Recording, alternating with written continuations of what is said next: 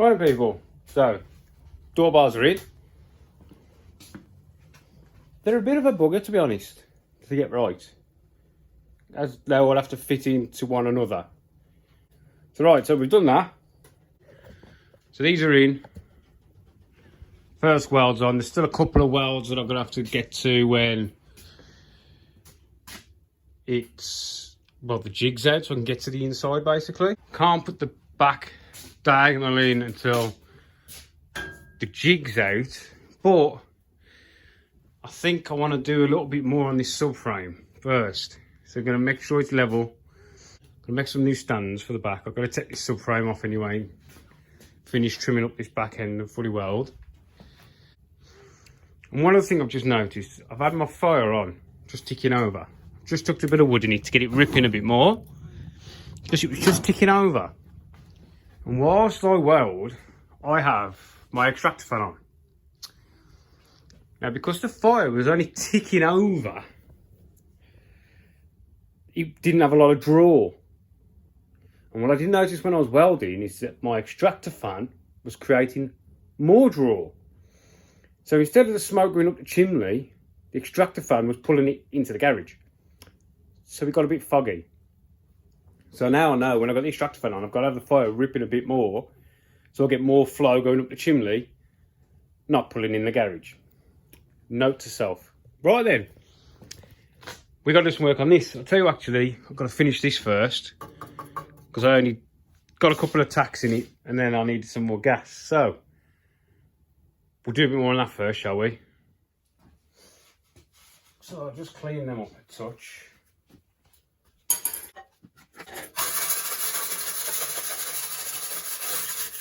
Well, really ideally, it's going to be from here round welded. And I'll probably just stitch, don't know, have to see how I feel.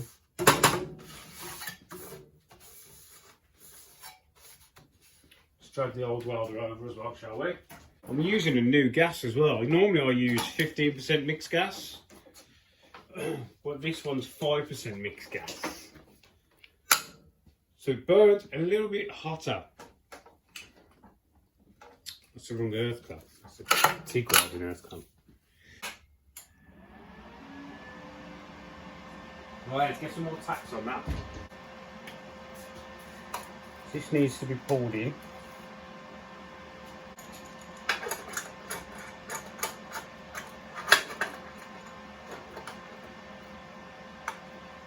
Yeah.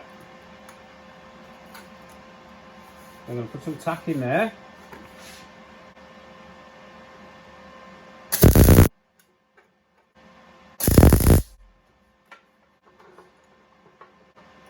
This is knee clamping, to be honest.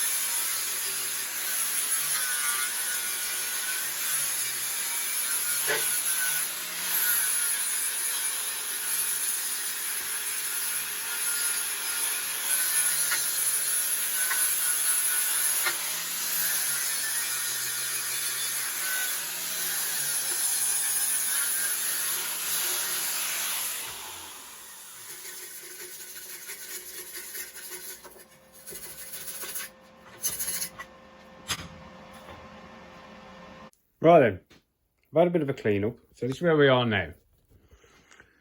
I put some hubs on, top arms are in, aren't they? Got some bottom arms in there, tie bars. So we know the position of the hub. So we've got the position of the top ball joints. Dropped the rack on. So I just know where it's sitting, basically. It doesn't need to be in there, but I thought, why not? These are the top coilover mounts that you can buy off the shelf. Now, I was very tempted to make my own, but I like the idea of buying stuff that you can just buy off the shelf. So if you break one or bend one or something happens to it, it's easily replaceable. But if I make something one-off, it's not so easily replaceable. So I think I'm going to go down this route. I'll order some brand new ones for this build, and then I can always replicate them. But I don't think they're that expensive. So I might do that. Well, at least I've got this one, so I can work off it to see the dimensions and stuff. And where the shock's going to lie. Because even though this is in, it doesn't give you the angle of the shock. I've also ground these down, lineaged them back. But because this is a butt weld, there's still plenty of weld in there. Yeah? Because it's full of. Now, the way I've seen a lot of people do these, to mount the top of these, they use a piece of angle. Funnily enough, we use quite a bit of it on this channel. And it just sits on the top there. So, this section here has some angle on it. Yeah? And it's bolted. And it'll be bolted on here somewhere. Some of them run a box section across here. So you've got your 2 bolts here, 2 bolts there, box section there, and off this box section you have vertical coming up, which your top of your shock mounts to, and then you have a triangular shape coming down, triangle away. Some people run it straight up, so you've got your angle, and then bring big tube up, and that's where your top shock mounts, and you go over. And then you come down to this point, well, to this angle bar that you put on here as well. So I'm not quite sure what I'm going to do here. I'm going to do a bit more research. But I think what I'm going to definitely do is I'll run this box section across the top. Because there's already a lot of steel going in. Do you know what I mean? It's got the subframe for support. And it's going to have a lot of triangulation in there. So yeah, so that's definitely going to happen. So first of all, I can make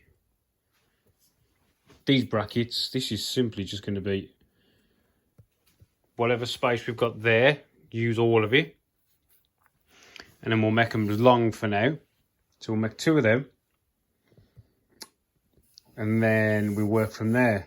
Insert this bar first. I'll drill the mounting holes last, so then I can exactly see where I can get mounts on them. Yeah, so we'll make our angle first. Cut some box section for across there. And I think on this side of the angle, I might triangulate. Put that on there. Yeah. And then we're going to have box section that runs across the back. And then I'm going to triangulate like that. Yeah. So then this all becomes a nice strong unit. Yeah. And this section is going to run straight the way across. But we also need to work out where our shock's going to. We're going to make these angles now. Both sides. We'll drop in the box section. And we'll go from there, shall we? What we've got here now is... Let me just out of the way a second. She's set up. We've got hubs, we've got arms, steering racks in. These are denoting our ride height. So everything's in and square. right? And I made these just out of some box section. The chap's going to actually get some proper coilover mounts, low ones. So I've just knocked these up out of some box section. They fit on here. And then these are going to be my fake shocks in a way. So I've got some weld-on tabs on the end, M10. And this to there is my ride height, which is 11 inches. So then I've clamped all this together in one unit, so we're keeping it square. So I want both shocks to run in line with each other. Right, so then this one is going to get centered on the box. And this one will get centered on the box. That way we know everything is running in a line. Yeah? And we know that this here moves straight up and down. Well, straight up and down with the angle of this top arm. So the top arm's at an angle. So it's going to move that way. But they're both going to move in the same, if you know what I mean. Because they're nice and square. Yeah? And when this is square, we know our top one's going to be square with it as well. Right? So they've got to get welded on. So got that to do. So we're going to weld that on. And then these can then be turned up, nipped up, so we can get the top location of our shock. Right? Right. I'll quickly get some weld on that for us, shall I? Right, so all I've done is I've just run some welds down them. So now they're not going to move. That's a pretty solid unit, yeah? So I'm going to strip the clamps off now. And then we can work out our up and down. And then I can set these to where I want them. I'll move this out of the way. Got some spanners. So what I've done this now is I can set this sort of to the position that I want. Do you know what I mean? And then I can work out the angle of my shocks. And that will tell me where to start putting my framework in for them. Yeah? So ideally, I want to be about there. So it's keeping in 90 degrees with the top arm, right? Let's move you over here a little bit more. Yeah? So in this arm,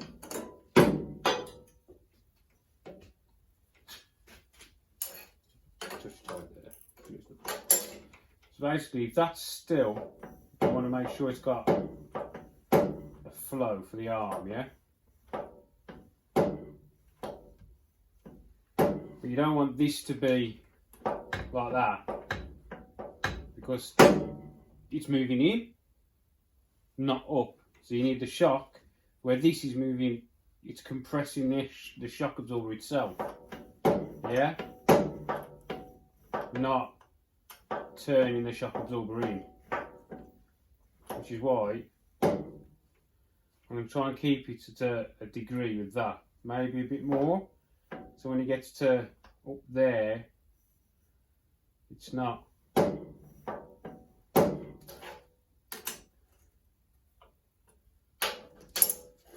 So we're using the stroke of the shock. You're not doing this with the bottom of the shock.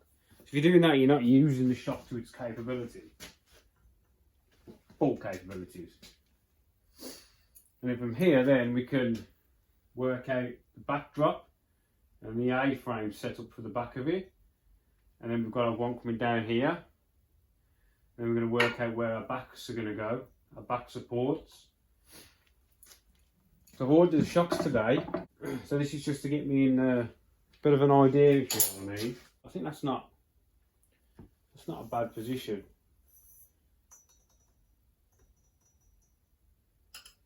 And we've got our plates, which we're starting to make. So it's going to be a sturdy unit, that is. and it gives us a good base to start. I've got a machine, a slug that comes off the back with threading for the shock, and then that will come off, and then the A-frame will come off that. And then there'll be a bit of tube sticking out here with basically a washer welded on the back, probably 5mm thick, 4mm thick washer. That'll be slash cut, and then there'll be a tube welded on the bottom of there coming down to the front of the subframe. So your shock will actually bolt through the front bar. It's got to go through the top bar, which has got to come over, and then into this back section. And the back section is going to have a bar coming off, bar coming off, bar coming off, bar coming off. Yeah? Right, so next on the agenda, I want to cut the box section that's going to sit on the back of here. So if I get them to the point where they're contacting nice, which is about there, we've got a nice shape, the steel's fitting nice, and we're 10mm. Yeah. And then that will give us room for our end gusset to sit on the end of. Yeah? So 10mm and 10mm. Get a ruler, be easy to measure with the ruler.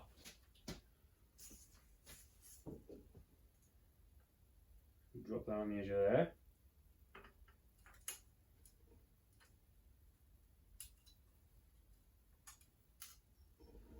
That to me looks like 770, spot on. Spot on, 770mm.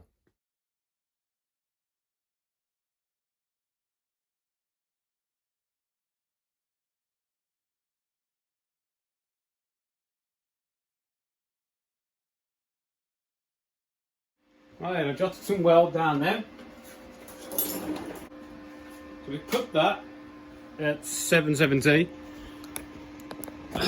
and we fitted it. It is 1/4 of an inch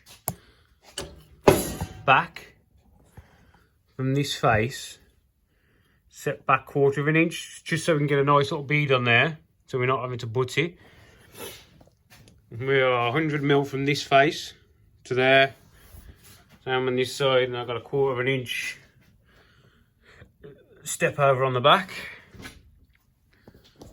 That ain't gonna go anywhere, and then once all that's cooled and been linished back, it will get side plates on, and I've been tempted, I might put one there as well, just shorter, but we'll see how it ends up. So it's actually time for me to get ready for work. I've been very tempted to put something here as well.